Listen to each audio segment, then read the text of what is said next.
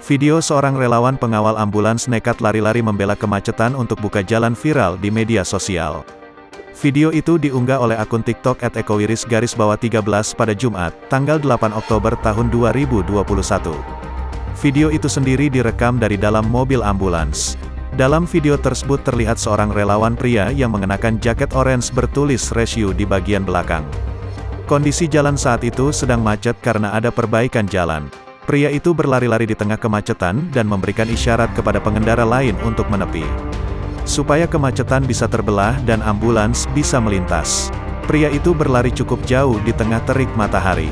Sedangkan suara sirine pun terdengar nyaring. Ambulans berhasil menembus kemacetan.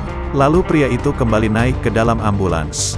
Dari keterangan yang ditulis pengunggah, video itu direkam di ruas Jalan Pantura Demak, tepatnya di daerah Bolo, Demak, Jawa Tengah. Di mana di lokasi itu memang sedang ada perbaikan jalan sehingga menimbulkan macet.